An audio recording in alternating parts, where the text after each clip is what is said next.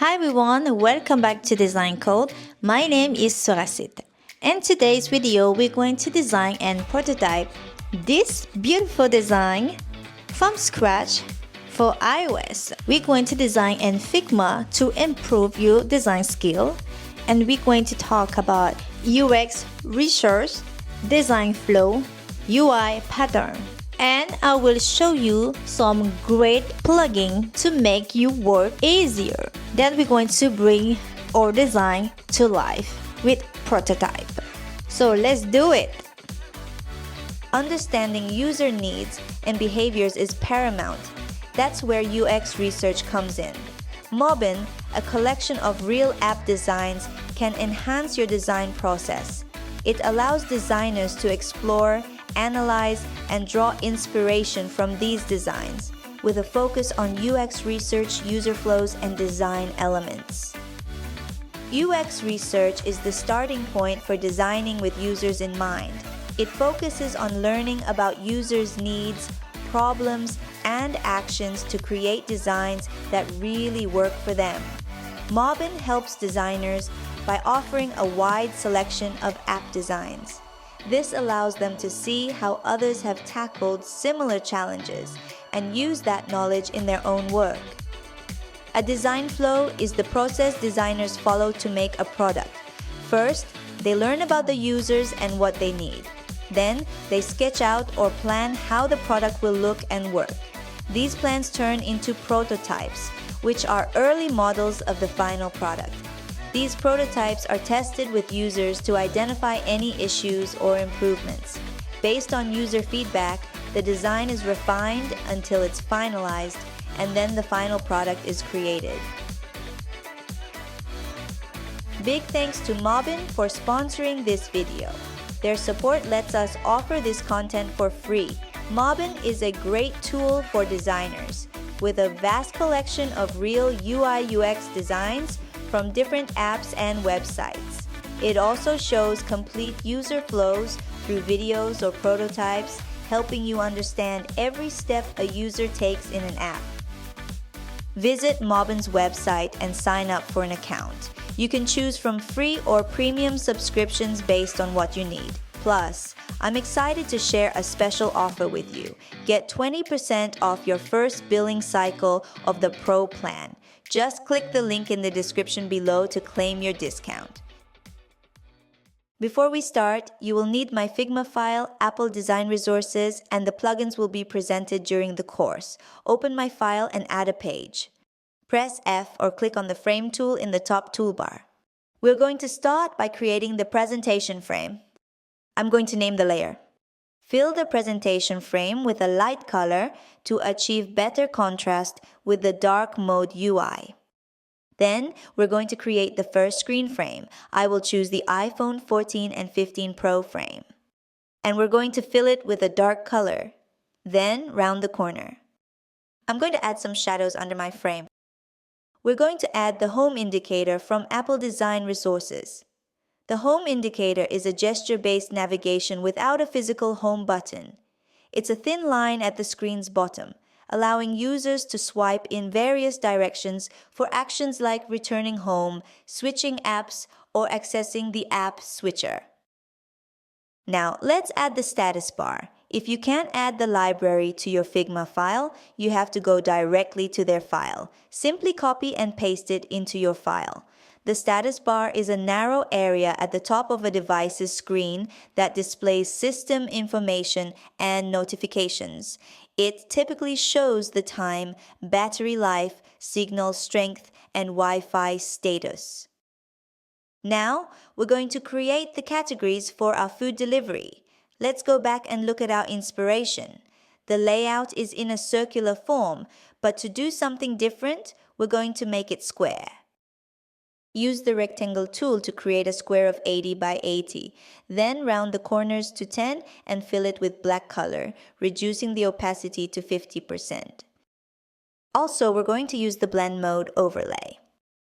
Now we're going to add a stroke with a linear gradient from white at the top, 100%, to fading at the bottom, 0%, using the overlay blend mode. Change the stroke direction to outside. Then add another layer of solid white color, reducing its opacity, and place the linear gradient above the solid color. Below the rectangle, we're going to add text. When choosing a font, I tend to stick with the same ones, such as San Francisco or Inter. Today, I'm going to use San Francisco, which is the most popular font for iOS apps. You can never go wrong with SF, but you're free to use any font. Press T and type Burgos. To use Apple's text style, select Body Emphasized Text Style. If you're unable to access the library, it might be because you need to have one of the paid plans from Figma. The font is SF Pro, set to semi-bold with a size of 17. We need icons for categories like burgers, pizza, sushi, desserts, etc. And I got all my 3D icons from the Figma Community. The Figma Community is a collaborative area in Figma, where users share and download design resources, such as UI kits and icons. It's a place for inspiration, learning, and sharing resources, which speeds up the design process. You can pick your 3D icons by searching the Figma Community. If you want to use the same assets I do, you can find them on the Assets page. Place the icon on top of the rectangle and align it in the center. Group the icon and the rectangle into a frame, then select both the frame and the text. Press Shift plus A to apply auto layout. Set the gap between them to 8, then duplicate 4 more times and set the spacing between each to 16. Also, ensure the spacing from the frame is 20. Press Option to view the spacing. Pause the video to name your layer, replace the 3D icons and text, then continue with the video for the next step. Create a frame of 320 by 193. To avoid repeating the same process, copy the properties from the rectangle in the categories layout. We're going to add an image, illustration, or 3D icon. You can also use mine. To complement the 3D icon, we'll create a circle filled with a gradient to match. I'll choose a gradient of red and purple. I'm going to reduce the opacity to 60%, and if you want the exact same color, here's the color hex.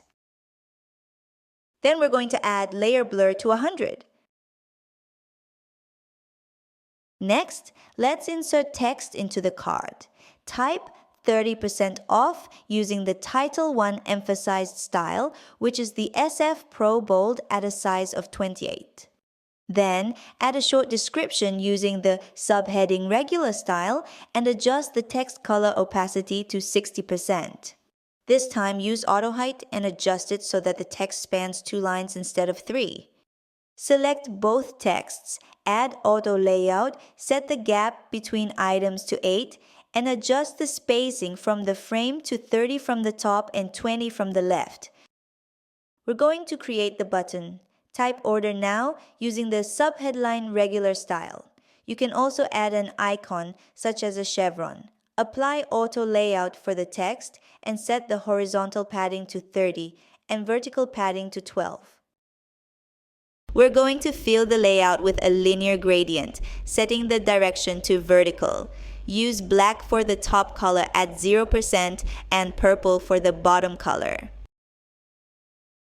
Also, we're going to add a stroke using a linear gradient with blue at the top at 40% and light purple at the bottom at 70%.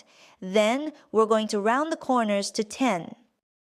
The final step is to add a blur effect to my button without creating a new shape or using the blur layer.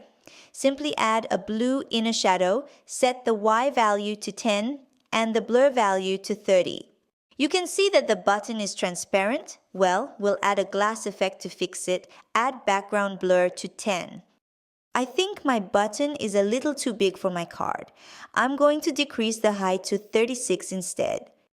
We're going to name the layers, and it's very important to stay organized because we'll end up with lots of layers, making it hard to navigate. The button should be spaced 20 units from the left and 30 units from the bottom of the frame. I'm going to move my 3D icons and gradient background to the right. Next, we'll duplicate another card with 20 spacing between the two cards and 20 spacing from the left of the main frame. We need page controls to navigate between the cards in the Apple UI kit. Page controls are dots that show how many screens you can swipe through.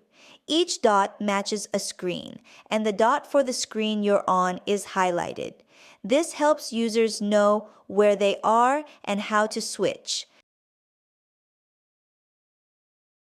Now, we're going to create a top navigation bar, which will be placed at the top of the screen. This bar will help users easily navigate the app's features and sections. We need a hamburger icon to trigger a side menu, also known as a sidebar or side navigation. Tapping or clicking on the hamburger icon usually opens this side menu, which expands to the left or right of the screen. Place the icon in an auto layout and set its padding to 44 by 44 to ensure that the user has enough space to press the button comfortably. Next, we'll type Deliver Now, using the subheadline regular in white and reducing the opacity to 60%. Duplicate it, then change the text to an address for delivery, using the body-emphasized font style in white color. Select the two texts, add an auto layout, and set the spacing between them to 0. Ensure that the text is aligned to the left. Select the icon and text block, add an auto layout, and set the spacing between them to 8. Ensure that the layout is aligned in the center.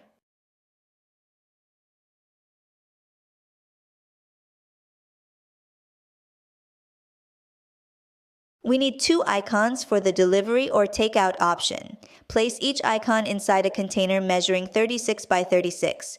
You can use either a frame or auto layout for this. Select both icons, place them in an auto layout, set the gap between items to 4, and also apply 4 for vertical and horizontal padding. To fill the container, you can copy the properties. But a better way is to create styles in Figma. Styles are predefined properties for text, colors, and effects that help keep your design consistent and efficient. Color styles in Figma store specific color values that can be applied to fills and strokes. To create a color style, click on the Create Style icon, then add and name your style to clarify its purpose. We're going to add styles for the button too.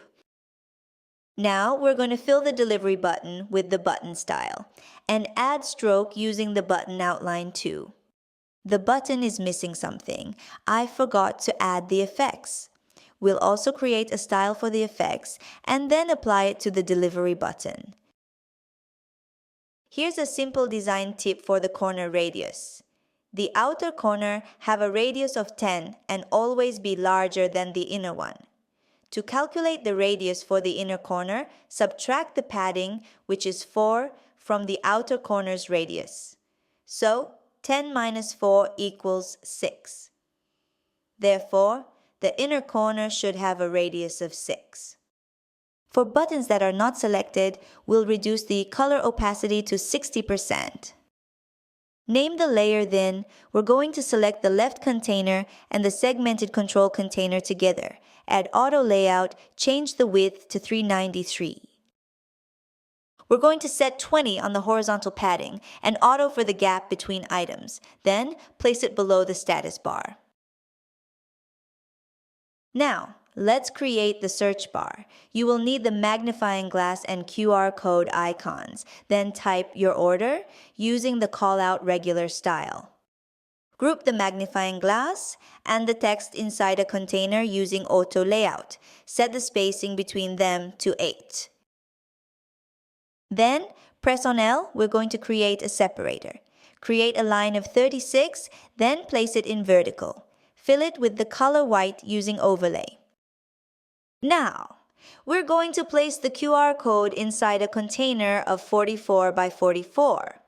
Select the separator and the icon, then add auto layout. I want no spacing between them, so I'm setting the spacing to 0.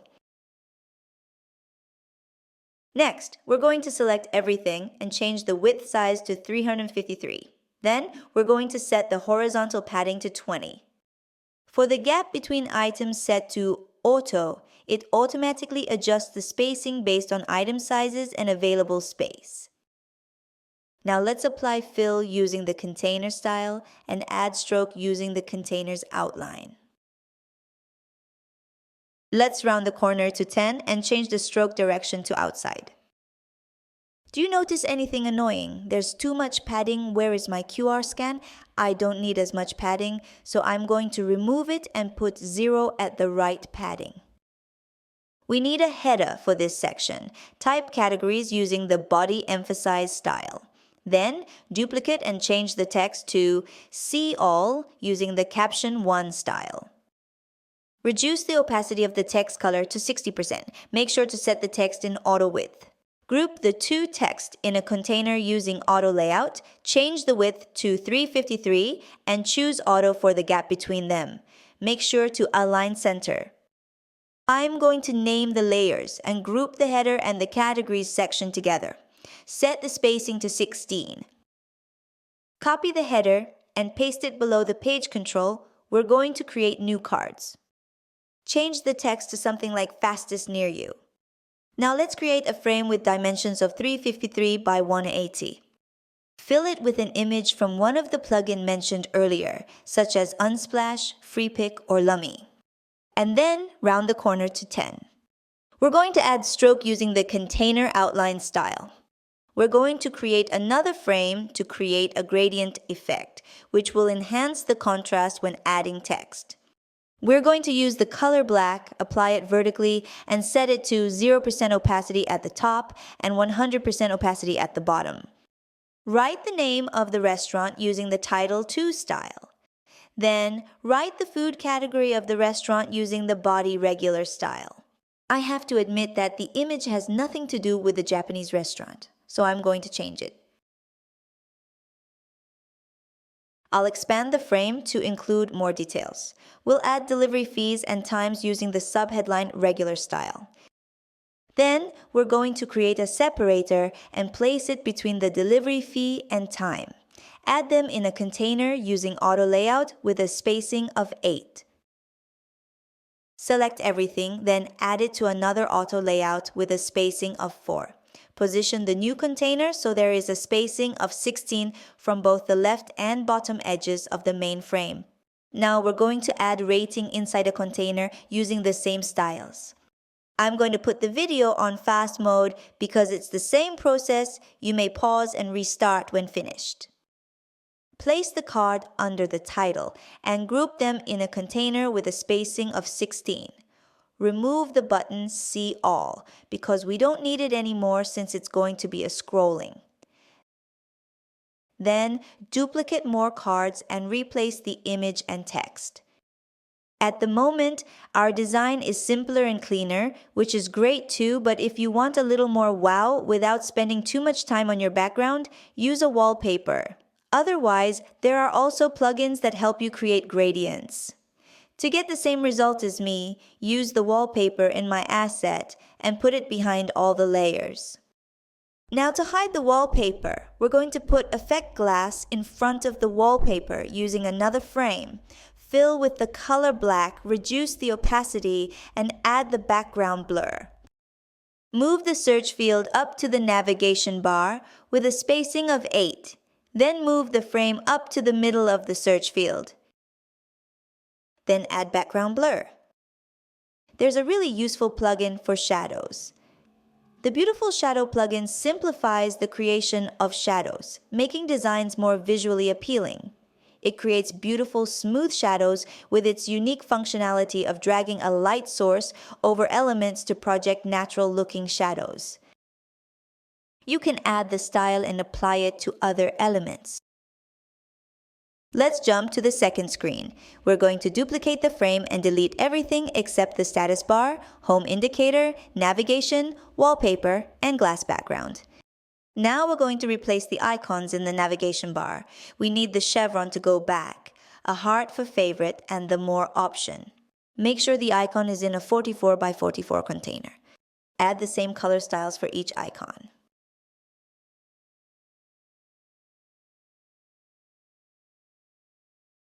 Now, let's group the favorite button and more together in the auto layout. Remove the auto gap and set the spacing to 8. Then resize to fill container. Then raise the frame to the top. Let's create a frame of 393 by 340 and then add a food image inside the frame. Place it on top of the main frame. Let's add some information, starting with the name of the restaurant. I'm going to use Kinka Izakaya in Title 2 style.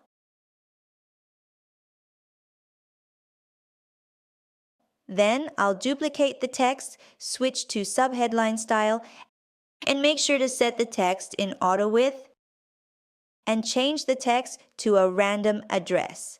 This way, we can use the Content Reel plugin as a placeholder.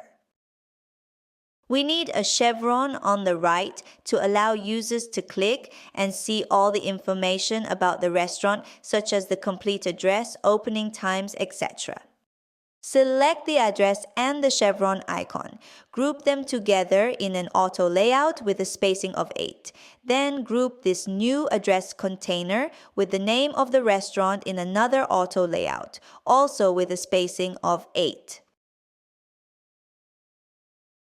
Now, let's create a circle that is 60 by 60. We'll add a logo to it later. Then create an auto layout with the text box, setting a spacing of 16 between them. Create a frame for the logo. Then open the logo creator where you will find unique and interesting logos. I will choose one at random. We'll resize our logo using the scale tool and remove the background.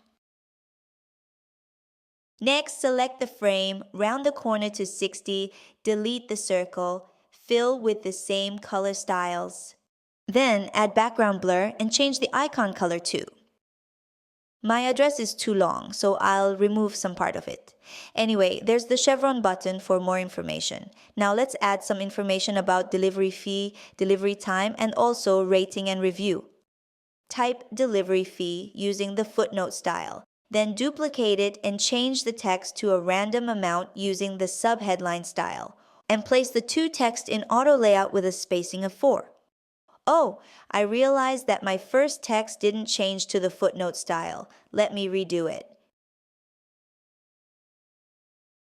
Duplicate 2 more and add a separator between them to avoid repeating the same process. I'm going to copy form the search field or recreate on using line. We'll select the 3 text boxes and the 2 separators and group them together in another layout. Set the spacing between items to 8. Then group this new container with the first container in the same auto layout. Change the resizing frame to fixed and set to 353. Add 16 for both horizontal and vertical padding. Also, you may play with the wallpaper by moving it around. We're going to fill the card using a linear gradient, starting with dark blue at the top, at 0%, and transitioning to black at 50%. This gradient should allow the background image to be visible. We're going to create the separator by adding 2 colors stop between the 2 child containers. The first color will be purple and the other color is black, with 0% opacity positioned slightly below the first. The separator should align with the top edge of the image. Now we're going to add stroke using the same color style. Also, I'm going to darken the logo container. Something is bothering me about the second container. I'm going to fill it because it has an empty space that I don't like. Then I'll set the gap between items to auto. We'll create a segmented control by either copying the button or creating it from scratch. Then, duplicate another button, place both buttons in a new layout with a spacing of 4 and add padding of 4 on all sides. Add the same color style that we used. Apply the same tip for the corner radius. Change the stroke direction to outside and change the text for both buttons. We're going to deselect the Takeout button by removing the colors. If I look at the Uber Eats app, it has the option to order in group. We'll add a button for group ordering using the same color styles. First, we'll adjust the padding to 16 instead of 30 as there's now less room. Next, we'll duplicate the button and set its height to 44 to match the segmented control. Finally, update the button text. Why do I use a segmented control for delivery and takeout and keep group order separate? This is an important UX consideration. Delivery and takeout are similar. They both simply involve how the user gets their food, so they fit well together in a segmented control. We need to make sure the regular order button and the group order button look different. We can do this by using different colors or adding icons. I'm going to add icon and use the container color styles.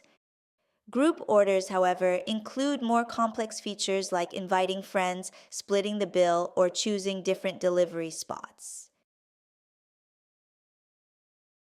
We'll put the segmented control and the button together in an auto layout. I want the width to be 353. Then we're going to set the spacing to 16. So I need to set the fill container to the child containers. A line in the center, and the spacing between the two elements should be 20. I want to have time to show you the prototype base, so we're going to speed up the design process by using the assets on my page. Use the tab, which serves as the menu for users to select their food. You can either keep the glow or just use a line to indicate category selection. We'll now take a look at the item card. You'll notice that I haven't used the same color style as the other cards. For consistency, I recommend choosing a maximum of 2 styles. I designed it this way because my photo has a black background, which doesn't work well when I remove the black gradient. But first, I'm going to add a header for my section. One solution is to use the RemoveBG plugin to eliminate the background. With a single click, our image will no longer have a background, allowing us to use the same color style. Duplicate another card and change the image and text. Then we'll make another page. Duplicate the main frame and delete everything except the status bar, navigation, background, and image at the info card. We're going to replace the image with the selected food image. We're going to replace the info card with another one in the asset page. We won't redo this card because it's the same process. Now we'll take the customized food card already prepared for you. Next, we'll set up the Add to Basket button area to remain fixed while the other elements scroll during the prototype. Duplicate the button, create a frame measuring 393 by 108, and styles the frame with the same color styles. Then, paste the button inside it. Include the home indicator and adjust the button size to 393 by 44. I haven't done this for the other buttons, but I'd like to add a subtle glow to my button. We'll create a rectangle the same size as the button and fill it with a linear gradient, from dark blue at the top to blue at the bottom. We'll insert it into the auto layout, and you'll see that it automatically integrates with the layout's flow. To repeat this, we'll need to select absolute position to center it. Then move the layer above the text layer. Then round the corner and add layer blur.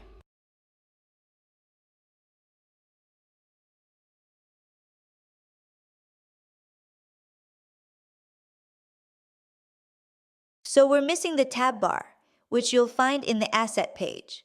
Then place it at the bottom of the home screen. When you create a prototype, it's important to duplicate your design and work on a separate page. This allows you to make necessary modifications to the design based on the prototype without affecting the original layout. Next, you'll find additional screens and modals in the assets for the prototype. Bring them onto the prototype page. We're going to start with the onboarding screen. Take Uber as an example. Their onboarding is very simple and primarily features their brand name. However, I will show you how to easily add GIFs using Lottie Animations, and you can even create your own. We're going to use the Lottie Files plugin, which gives you access to free libraries. Lottie files are smaller than GIFs and videos. They are better because they use less space, look clear at any size, and are easier to adjust and use. We're going to explore the free animations. Let's use this as an example. So here is a live preview of the animation so you can see how it will look in your prototype. Then click on Insert as GIF. You will see a size option that allows you to choose between different sizes. I suggest to select the medium or large for better quality, but it requires a paid subscription. And click on Play to view it. Keep exploring animations until you find one that match your design. I love this one, but we can't change the color palette unless we have a paid subscription. So I'll keep like this. Okay, let's take this animation. Now duplicate the frame. Select the first frame and move the elements inside the frame to the outside, except for the text, which we'll place in the center.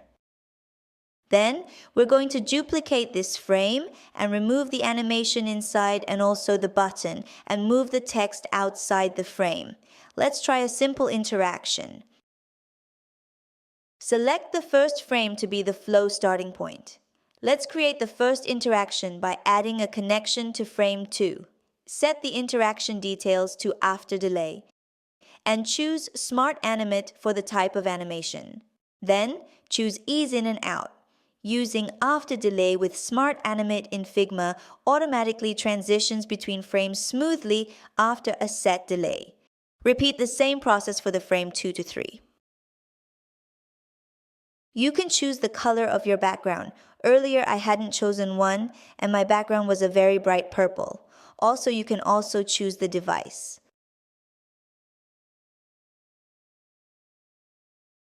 I find the animation too fast. I want it a bit smoother, so I'm going to change it to 800 milliseconds. Now, let's take the sign up and subscription screen. The interaction we will create occurs when the user presses the continue button, which will lead us to the sign up page. Of course, we would need more screens to create the actual design flow, but we will work with what we have.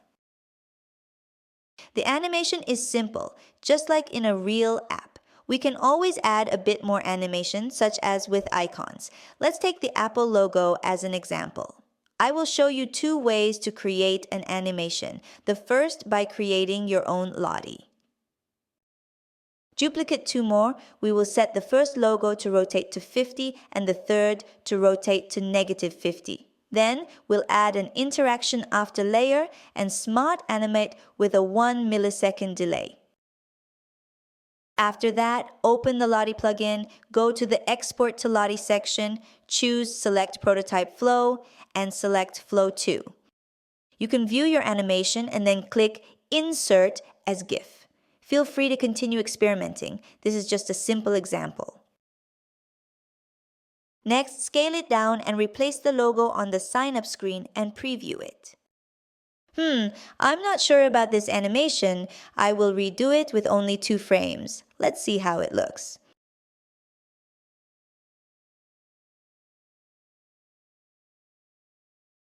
Okay, this is much better.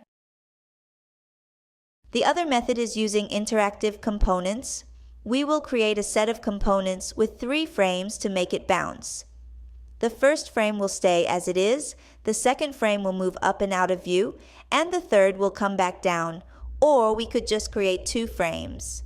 We will apply the same interaction as before and then create a set of components. After that, replace the logo and preview it.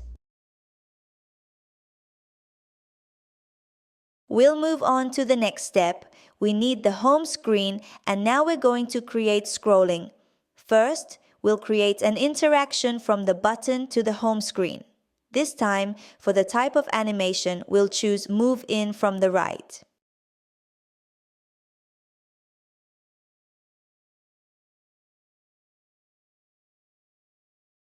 To create the scrolling, you will need to place a larger frame inside it that contains the content you want to scroll.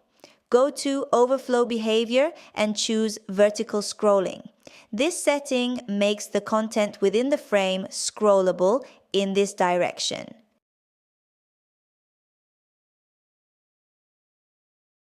Now we will move on to the next step where we will learn to use the sticky scroll. We need the restaurant selection screen. First, we will create the initial interaction where the user clicks on a restaurant and it takes them to another page of the selected restaurant. Make sure that your status bar, navigation bar, and home indicator are fixed when scrolling. I will use the same technique, create a frame and put all the elements that I want to scroll inside it. Then select the new frame and choose the scrolling behavior. I would like my menu to stay at the top when I scroll. Let's select the sticky on top for the menu. The menu goes completely to the top, where is the status bar. I would like to have a bit of padding. To do this, I need to create a new frame. We need to enlarge the frame. Simply click and drag upwards. Then we must align the menu at the bottom of the frame. Now that the frame has become the parent frame, we need to change its scroll behavior by selecting Sticky on top, and then set the menu inside the frame to Scroll with Parent. I will add some padding to my menu, fill it with black color, and apply a background blur. Let's preview the prototype now.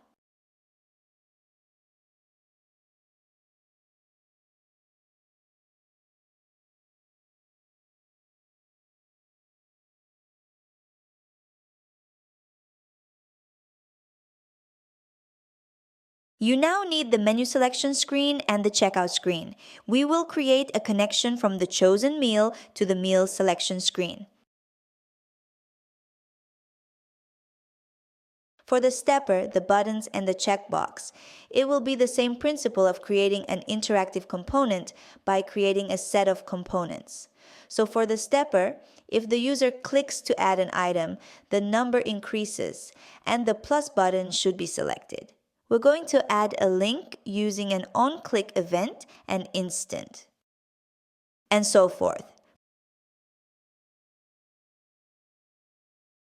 Now, to remove an item, the number should decrease and the selection button should be on the minus button.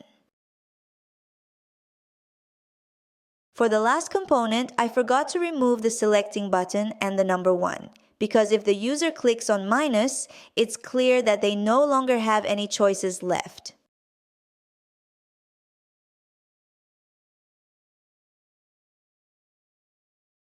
Let's test the interaction. That's great. Let's move to the next step.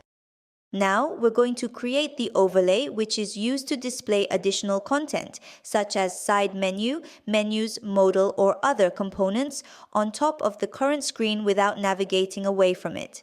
We will need the side menu and the view cart modal. Select the button that will trigger the overlay. Then drag the prototyping node to the overlay frame. In the Interaction Details pane, choose Open Overlay, and move in from the bottom and bottom center. Remove the option to close the modal by clicking outside and add an interaction for the Close button that removes the modal.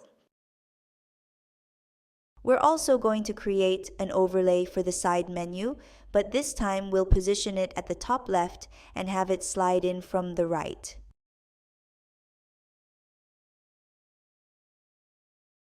Let's go view our prototype. Congratulations, you've finished your design and learned the basics of prototyping. If you're interested in advanced prototyping or have any design ideas for my next course, just let me know.